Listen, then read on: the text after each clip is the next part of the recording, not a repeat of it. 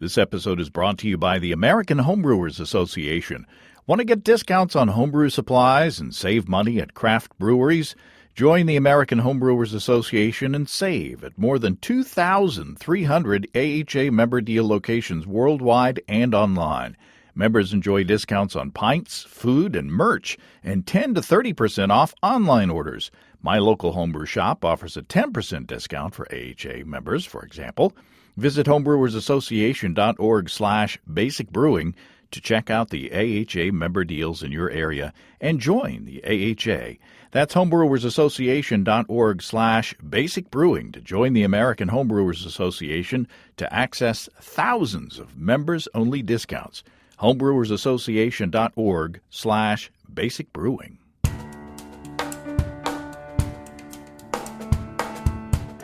Welcome to Basic Brewing Radio for Thursday, January 19th, 2023. I'm James Spencer. Here at Basic Brewing Radio, we're all about home brewing. This week, Mika Laitinen, author of Viking Age Brew and the BrewingNordic.com blog, joins us to talk about brewing with birch.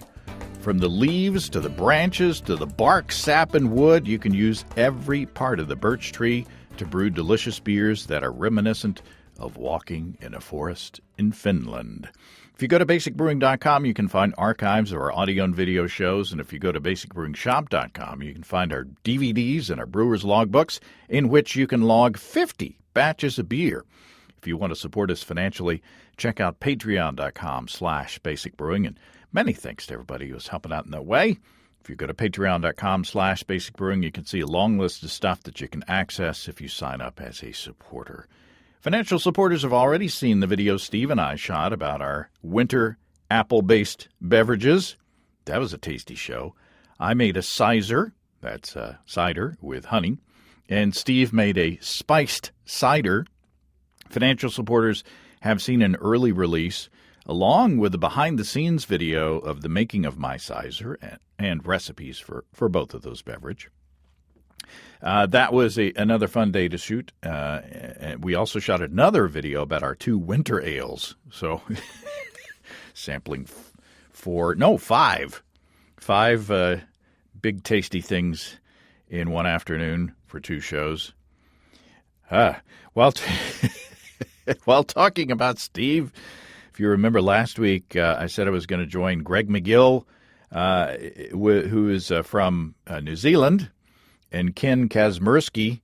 We're going to get together in Chicago in May to taste Ken's hot dog beer, among other fun and exciting things, including attending a beer festival and doing a brewery feature.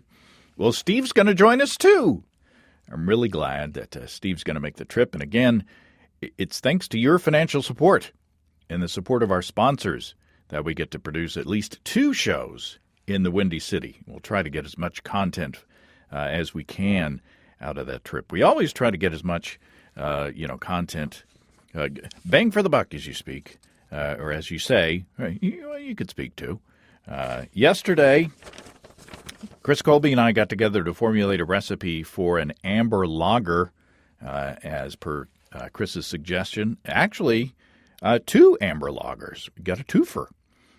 I'm going to brew a delicious Vienna lager, or as I used to say when I was growing up, Vienna lager, as in the Viennese sausages. Anyway, I'm going to brew a delicious Vienna lager from our conversation, and we also talked about how you'd tweak the recipe for to make it a more American amber lager. And Chris is planning to post both of those recipes on beerandgardeningjournal.com next week when I post that show. So later this week, Matt Giovanisi and I are going to get together to formulate a recipe for an Italian Pilsner, and we'll sample his triple that we formulated on the past recipe, too. I'm really, really looking forward to tasting that. I've got two big bottles of that triple in the beer fridge that Matt sent me, and it's all I can do not to cheat and open one up, but I've got to save them. I've got to save them both. We're going to sample one on the video show, or the audio show tomorrow, actually, and then the other one I'm going to save for a video episode with Steve. And I believe Matt is planning on sending us a video postcard on how he brewed that beer. So, wow, I'm very excited about that. I'm planning to brew my lagers with. I haven't had any beer. I've had 2 cups of coffee. That's my problem this morning. I'm planning to brew my lagers with seasonal yeast from our friends and sponsors at Imperial Organic Yeast. Eben at Imperial sent me 3 packets of L25 Hygge. Hygge, spelled Hygge, is a clean and crisp European lager. It's famously used in Pilsner-style beers that complement significant hop additions. Clean and crisp with a very light sulfur profile. I've given the 3rd packet to Steve. I think he's planning on brewing a Marzen. On my Vienna lager, I think I'll ferment that one in my kegerator and do primary fermentation at around 55 degrees Fahrenheit or 12.8 C. And the Italian Pilsner, I think I'll just do it in my basement, which I think is closer to 60 Fahrenheit, about 15.5 C. That'll be a fun experiment to compare those two, although they're going to be different recipes. I'm not planning to use a starter as a test as well. Usually I use a starter with lagers, and, Imperial, if I were to ask them, they might advise me to do that. But with 200 billion cells in every easy-to-open package, my stir plate is dusty because I don't use it anymore to make starters for moderate gravity 5-gallon batches. And with ales, my airlocks are usually bubbling before bedtime. With lagers, in my experience with Imperial, the airlocks are bubbling before breakfast.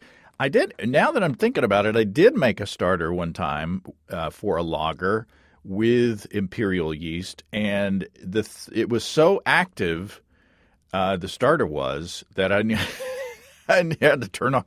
I had to put in a few drops of that anti-foaming stuff to calm it down before it just left the Erlenmeyer flask altogether. So. I think I'll be okay. We'll see. Ask your local homebrew store about L25 Hygge from Firm Cap S is the stuff. Ask your local homebrew store about L25 Hygge from Imperial Organic Yeast and check them out at imperialyeast.com. That's imperialyeast.com. Okay, let me calm down enough. Just after drinking 2 cups of coffee. Whew, I'm a caffeine lightweight. Let's talk to Mika Laitinen about brewing with Birch. Mika Laitinen, welcome back to Basic Brewing Radio. Thank you. Nice to be here again. It doesn't seem like so long, but it's been about a year. I think you were here in February of last year talking about brewing with rye. And I follow you on social media. You're Brewing Nordic on Instagram, and your blog is brewingnordic.com. And you always have really interesting pictures. You live in a beautiful part of the world, and the beers that you post, the pictures of the beers that you post are always delicious looking. So you posted a while back about periodically you post pictures of beers that were brewed with Birch, and that's what we're going to talk about today. What is it about the birch trees that you find appealing? Well, first of all, birch is my local tree, and it has a very specific and fantastic aroma. It's like when the birch leaves appear on springtime, it's like a great beginning of warm season, and it's like a perfect springtime aroma for me. Is there a way that you can describe? I know describing the character of a certain wood may be difficult, but are there some adjectives that you can use to describe what you smell when you're walking through a nice fresh birch forest? It's very green and a refreshing aroma. Some people describe it as a minty aroma, but there's also other aromas mixed with this kind of minty, green, refreshing notes. And in your article on brewingnordic.com, on Brewing with Birch, you say that people, in addition to brewing with Birch, they brew, or brewing beer with birch, they brew tea with birch as well. Yeah, that's not so common in Finland, but some people do brew tea with either birch branches or leaves, and some people flavor vodka with birch leaves. Ah, It's quite interesting taste. so you can sort of make a tincture. Yeah, exactly. I sometimes make that kind of birch leaf tincture, and then I flavor also foods with it, like a ice cream sauce Oh, with the birch flavor. It's very good.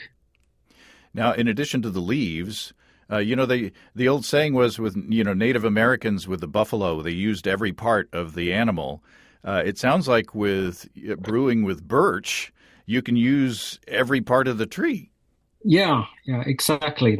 There's leaves are the main aromatics, but then there's wood in the branches when you use branches, and then there's you can also brew with the birch bark, and then you can use the wood for smoking malt or wood aging beer. And even although I don't think I think in the article you said you haven't used the sap, but theoretically you could even use the sap for brewing water, or maybe to boil it down and use it as a flavoring for beer as well. Yeah, I forgot to mention sap. That's also one possibility. Birch sap is very mild in flavor, so if you want to brew a birch sap beer, you have to replace all the brewing water with sap if you want a good flavor out of it. We've our friends Casey and Jen. I went to their house and assisted sort of them, or at least attended the brewing session where they brewed with maple sap. And that's used, of course, to make maple syrup. It's boiled quite a long time to get to that consistency. But we were amazed at how little sugar the actual maple sap had in it. Do you know the sugar content of birch sap and how it might compare to say a maple tree? Yeah, birch sap usually has a sugar content of about 0.5 to 1%. Ah. So it's even less than with maple. Mm. So when people make maple syrup, they usually boil the sap down to 1 to 40. Right. So 40 liters or 40 quarts of sap makes 1 volume of syrup. But in birch, you have to boil around 1 to 100 or even wow. 1 to 150. Wow. So we've got birch trees here in the United States. Are all birch trees edible, or are all birch trees, available for these techniques? I don't know, because there are tens of species, and I don't know them all. But I haven't heard any species which are dangerous. But of course, when you forage birch or any other tree, you have to first check what is your local species and is it edible. Right. But at least I know that when I have talked with the U.S. brewers or Canadian brewers, some of them have a silver birch locally, and that's also the main birch species which I'm using here in Finland. Yeah. So legal disclaimer, as we say, do your research before you forage anything, and make sure that what you're taking from the wild is safe to eat before you do anything with it. But birch trees are pretty easy to pick out in the woods, right? Because they have kind of a smooth, lighter colored bark, or at least the ones that I'm familiar with. Yeah, In the photos, I've seen some also gray-looking birches, like a gray bark. But at least here in Finland, the birches are very easy to recognize. Well, let's break down the parts, the pieces and parts of a birch tree. Let's start with the leaves and the branches. What characteristics do we get from those, and why or where do we use those in the brewing process, and how? Let me ask you all the questions at once, Mika.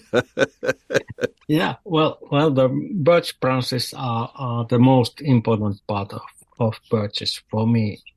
I think they give the best flavor and character. And the flavor is quite complex because there is the very green and minty aroma of leaves, and then there's a deeper, different kind of flavor from the woody part of the branches. And I'm assuming that is there a certain time of year that's the best to harvest the branches and the leaves? I have harvested birch branches in throughout the growth season. As long as there is leaves in a branches, then I can harvest them. So I haven't noticed any big differences in different seasons, except the most earliest leaves are very sticky and high in resins, so they are highly aromatic. But other than that, the flavor seems to be quite similar throughout the growing season. Oh, that's nice. So if you miss the spring, you can still come back in the summer and harvest them and get similar results. Yeah, exactly. The flavor might be slightly different, but still it makes a good beer. Now, you have certain techniques that allow you to preserve, the delicate characteristics of the branches and the leaves. In the article, you say it's best not to just throw them in the boil, right? Yeah, the classic ways of using hops, like boil late word additions, they are not the best for birch branches. So I have developed a different kind of technique, which is similar to making juniper infusion in farmhouse brewing. And it is just combining the branches and hot water, not boiling water, but something like 80 degrees Celsius or 176 degrees Fahrenheit water with birch branches, and then letting them steep long enough, at least 1 hour or 2 hours is better. So you could theoretically make your sort of tea at the beginning of the brew day, go through separately your mash and then your boil, and then add it into the wort before fermentation. So how do you don't want to add the tea into the boil, right? I mean, you want to sort of do to chill down the wort after the boil before you add your birch bark or branch tea, right? Yes, you want to cool your wort at least below 80 degrees Celsius or 176 Fahrenheit, and then you can add the birch tea into the wort without boiling of the finest aromatics of the leaves. Or then you can just cool the wort to fermentation temperature and then add the birch tea into the wort. And you've got to take into account that since you're essentially diluting your wort with this tea from the branches, so you've got to take into account that that's going to affect the gravity of your wort. Yes, for this reason, it is best to make a quite a condensed birch tea, something like if you have one volume of birch branches, then you add one volume of hot water into the branches. Mm. For 5 gallons, you need something like 1 to 2 quarts of this kind of birch tea, so it's not too diluted.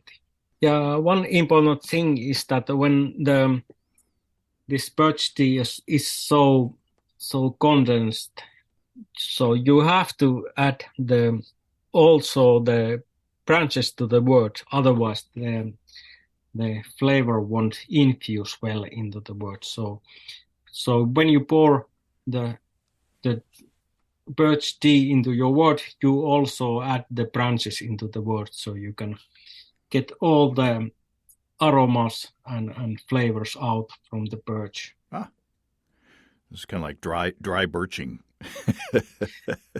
Yeah, or actually it's very similar to technique which is called dip hopping. It's flavor where you first infuse hops in hot water and then you combine this hop infusion with the wort. But you also write about brewing no boil beers as well, using the birch branches. How does the technique change, or does it change when you're brewing no boil beers? You can use this same birch tea technique with no boil raw ales also, but the easiest thing to do with the raw ale is to first make a large quantities of birch infusion, and then use this as a brewing water. So all brewing water can be birch infusion. Because you're not going to boil away those delicate characteristics. Yeah, it will carry well into the finished beer. There's no any evaporation of the fine aromatics of the leaves. Now, when you're brewing beers with this technique, what grains and what hops pair well? Or do you have to look at your hopping strategies and your strategies of designing, the base beer to complement those birch characteristics?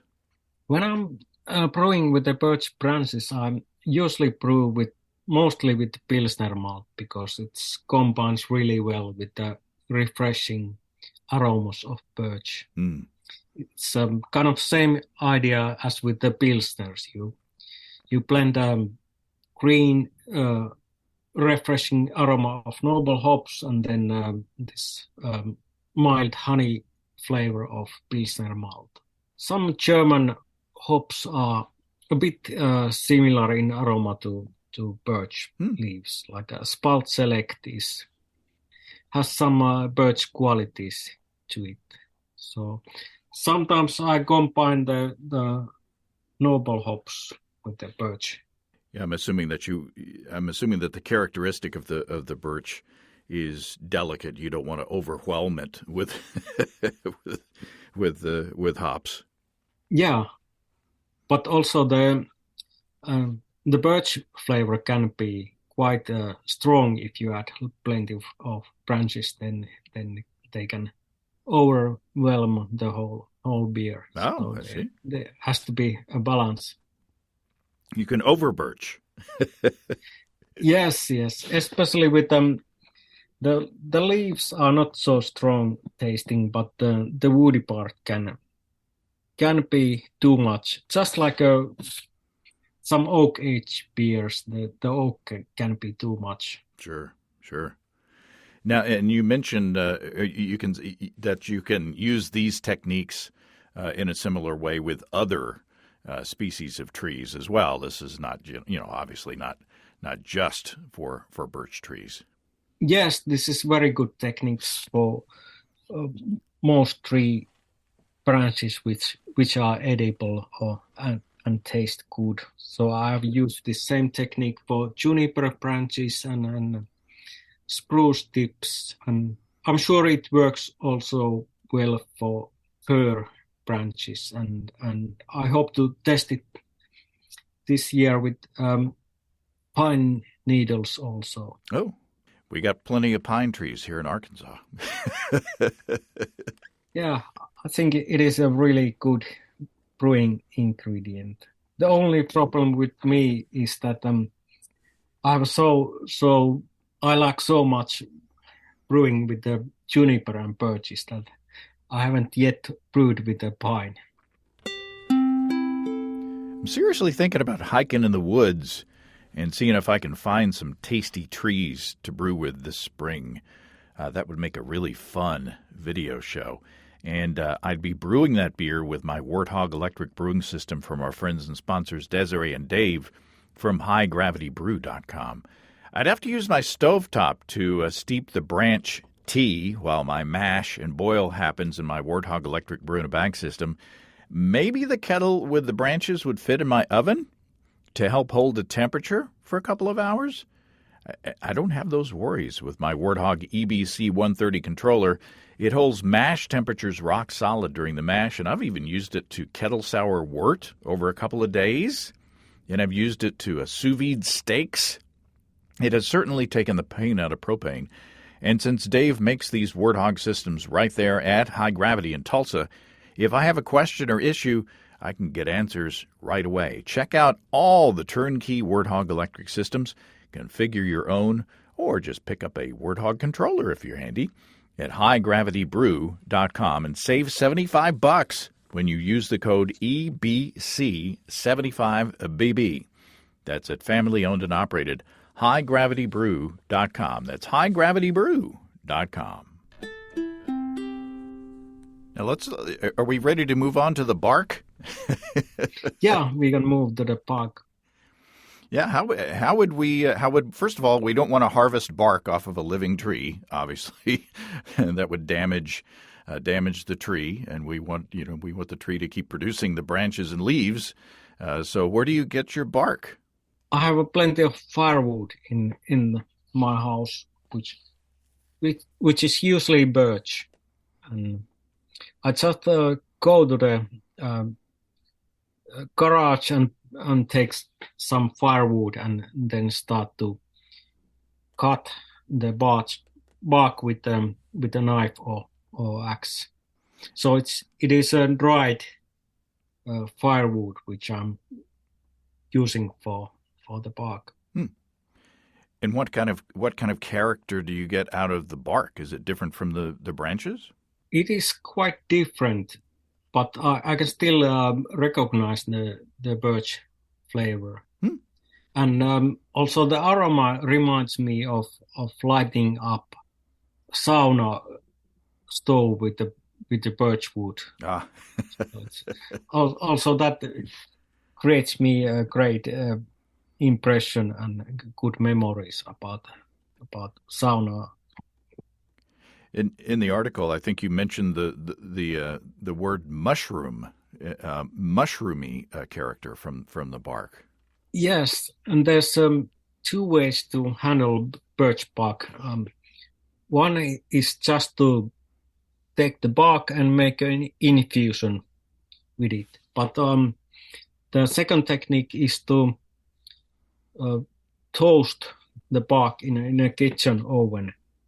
Just a very, very light toast so that it gets slightly brown. And this toasting is kind of more toasty character and also removes the mushroomy flavors from the bark. So without toasting, there's some mushroomy flavors, which is not bad, but it's quite odd flavor in beer. I think some people would like it, but some not. Seems like it would be better in some styles than others. Yeah, I think, for example, if you want to really blonde beer, then it might taste a really odd combination with the mushroomy taste. And do you handle the bark in a similar fashion to the branches as far as getting the flavor into the wort? Yes, it is exactly the same technique. So I just cut the bark um, very thick slices, all the things below the tree, actual woody part of the tree. Mm. And then I toast them. I put them into a kettle and then pour hot but not boiling water over them, just to cover the bark. And then I let them steep for 1 to 2 hours, and then I combine this kind of bark tea with the wort when I have cooled the wort below 80 degrees Celsius. And is the flavor is it as strong as the branches, or what is the amount that you would add of bark, say, compared to the branches and leaves? Well, branches are fresh ingredient, and the weight can change a lot depending on the season. Mm. So I measure them by volume. Around 2 liters of branches is good for 5 gallons. But for the bark, it's a dry ingredient, and that's easier to measure by weight. So I use around 100 to 120 grams per 5 gallons, which means around 4 ounces of dry birch bark for 5 gallon batch. Have you ever used fresh bark? Just cut down a tree and just take the bark right off and use that, or would that be different? I think it would be different, but usually I don't have access to that kind of bark. You're not out there felling your own birch trees? Yeah. Usually those people who do all kind of handcrafts with the birch bark, they strip the bark from the birch on springtime, just before the tree is cut down. But I don't know that kind of places where I could get this bark. Well, the firewood is handy, though. Yeah, it's very handy. And speaking of fire, we can actually use the wood of the tree to impart flavor to the beer as well. Yeah, you can smoke malt with the birch wood, just like you can smoke with many other trees.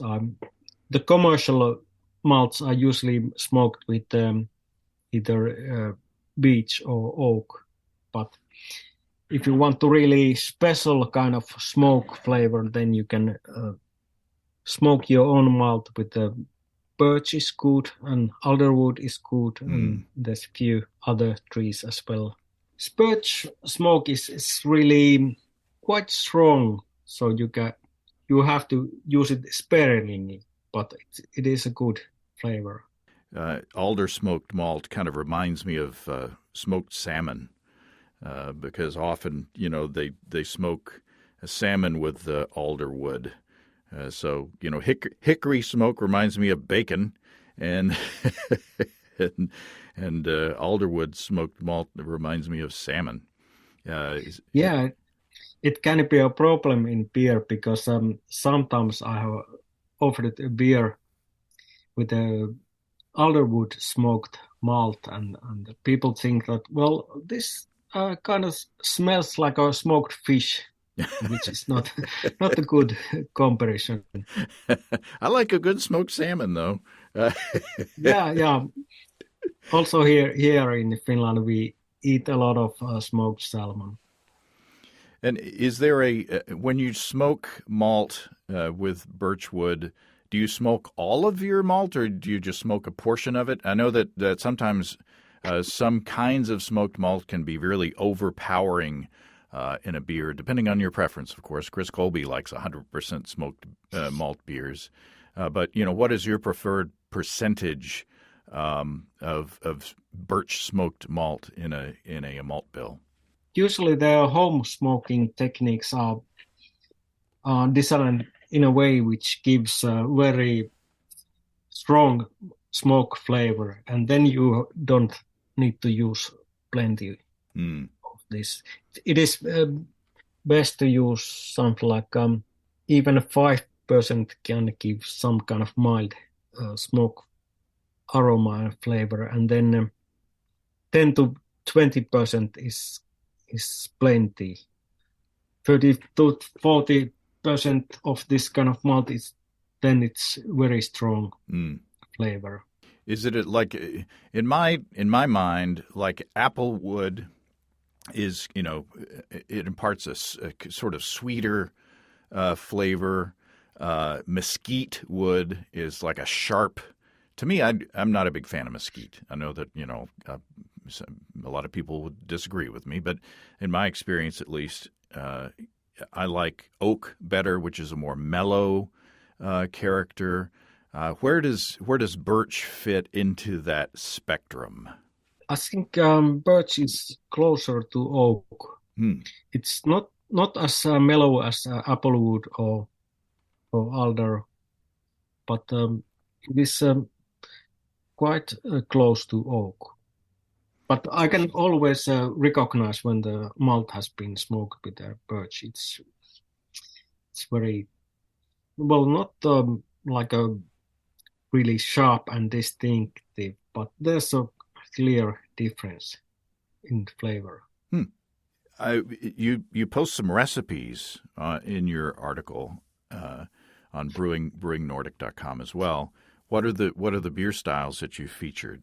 One is my springtime ale, which is kind of Belgian blonde ale, but often brewed with Norwegian quaits or then with the Baltic yeasts. But anyway, it's kind of a blonde 6.5% ABV beer, which really benefits from this kind of refreshing aroma of birch branches. And what was the hopping like and the malt bill like on that beer? It's mostly Pilsner malt, and then there's only 25 IBUs, and then just a small amount of German noble hops. Yeah, the aroma is like a combination of Hannes Pilsner malt, then fruity and spicy aromas of yeast and noble hops, and then birch. I'm getting thirsty.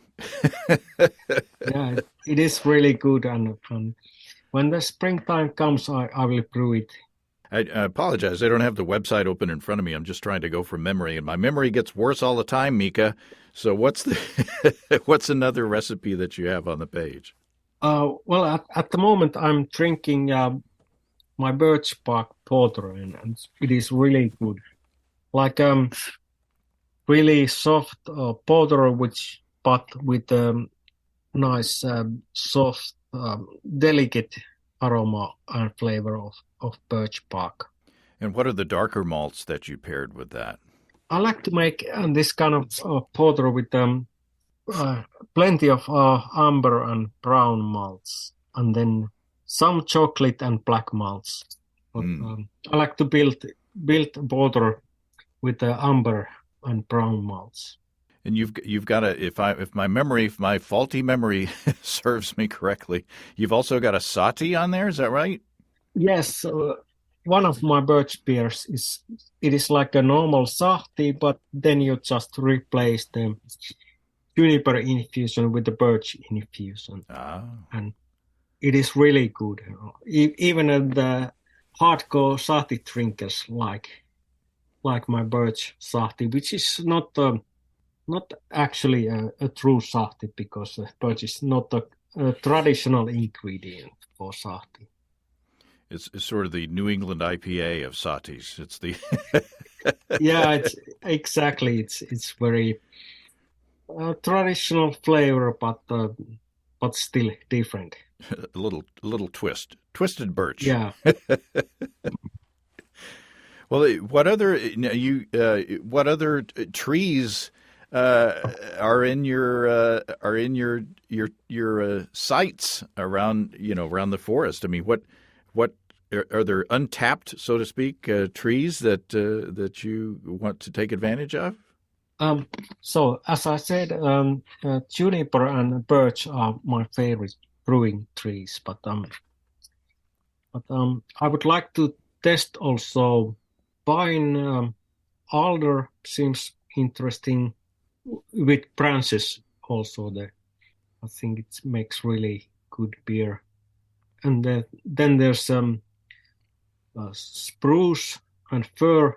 They are quite similar between each other. I think also in the USA you have plenty of other trees which I don't know, but I think many trees can be used with these techniques. And you said that sometimes you walk through the woods and just take a leaf off of a birch tree and taste it as well. So, I guess, and again with the caveat that you got to make sure that whatever you're tasting from the wild is safe to eat. I guess you could just take a bite and see what the character's like. When I'm foraging for trees, and I always taste the trees before collecting them. Of course, first I have to know exactly what kind of tree it is before tasting it. But then when I start to actually harvest the trees, I taste the leaves from every tree I'm collecting. There's Mika out there eating the forest. Yeah. Sometimes people are wondering what that guy is doing. He's eating trees.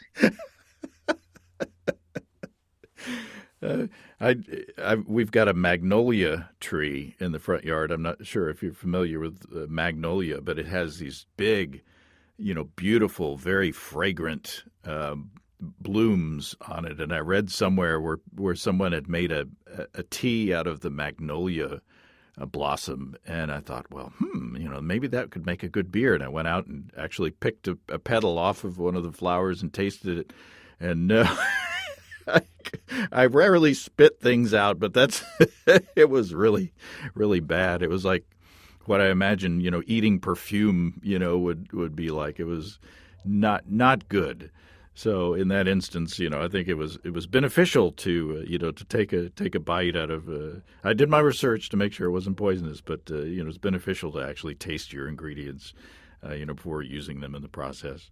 Even in a forest, there's a really big differences between the trees, where they grow and how much sunlight they get, and what is the time of the picking. So even individual trees in the same species could be different. Yes, they can be quite different, and this can be also advantage to the brewer, because the early summer, for example, spruce tips, they have to be picked in a exactly right moment. Mm-hmm. But you can extend the season by picking first the spruces which get more sunlight, and when the season gets further, 1 or 2 weeks, then you can start picking from the more shady areas of the forest that are growing slower because they get less sunlight. Sure, that makes sense. Well, are there any tips, anything that we didn't talk about that is important to keep in mind when you're brewing with birch or any other trees around you? I think we talked a lot about these trees. I cannot at the moment recall any other specific tips. It just takes a lot of experimenting to get it right, and the differences between different locations and different trees and species and seasons can be very big. So it's difficult to give really specific instructions. Like with the hops, I could give really specific recipes and instructions. But trees are different. It's intriguing, and yet another thing that I want to put on my, or got to put on my list of things to try. I think it would be a lot of fun. Plus, you get to go out and walk in the woods. It's a good excuse to get out and commune with nature.